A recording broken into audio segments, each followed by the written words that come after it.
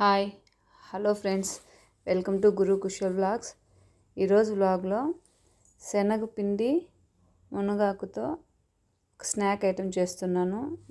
శనగపిండి మునగాకు బోండాలండి. అది ఎలా చేయాలో ఇప్పుడు చూద్దాము. దానికోసం నేను 2 కప్స్ శనగపిండి తీసుకున్నాను.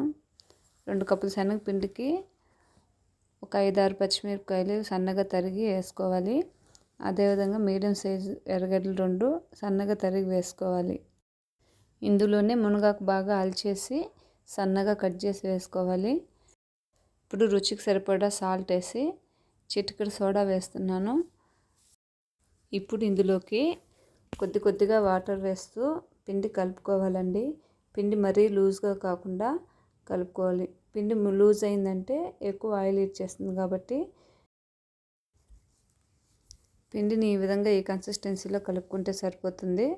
ఇప్పుడు దీన్ని బాగా ఒక 2 మినిట్స్ ఈ విధంగా కలిపి పక్కకు పెట్టుకోవాలి. ఈలోపు పెనం పెట్టి ఆయిల్ పోసి ఆయిల్ హీట్ ఎక్కనివ్వాలి. ఆయిల్ హీట్ ఎక్కిన తర్వాత ఆల్రెడీ కలిపి పెట్టుకున్న శనగపిండి మునగాకు బోండాలు ఈ విధంగా చిన్నగా వేసి ఫ్రై చేసుకోవాలి. మునగాకు చిన్నపిల్లలు అంత ఇష్టపడి తినరు కాబట్టి ఈ విధంగా స్నాక్ ఐటెం లాగా చేయించామంటే తింటారు. మునగాకు చాలా హెల్తీ ఫుడ్ కాబట్టి అప్పుడప్పుడు ఇస్తూ ఉండాలి పిల్లలకి. సో అందుకోసం మా పిల్లల కోసం నేను ఈ విధంగా ట్రై చేశాను. మునగాకు చాలా తక్కువ వాడుతున్నామండి ఇంట్లో కూడా. కాబట్టి దొరికినప్పుడు ఈ విధంగా స్నాక్ ఐటెం చేసేటప్పుడైనా కాస్త ఎక్కువగా వేసి చేసుకుందామని మునగాకు ఎక్కువ వేసి చేశాను నేను.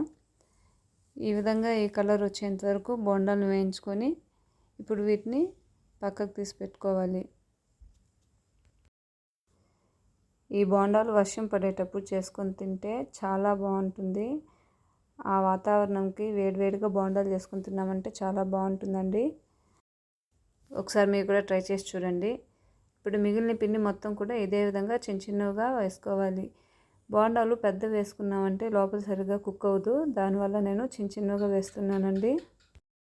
రోజు వర్షం పడుతూ వాతావరణం చాలా చల్లగా ఉంది కదా, ఇలాంటప్పుడు ఇలా వేడివేడిగా బోండాలు వేసుకొని తిన్నామంటే చాలా బాగుంటుంది. ఒకసారి మీరు అందరూ కూడా ట్రై చేసి చూడండి. ఈ వీడియో కనుక నచ్చినట్లయితే లైక్ చేయండి, సబ్స్క్రైబ్ చేసుకోండి. Thanks for watching my channel. Bye.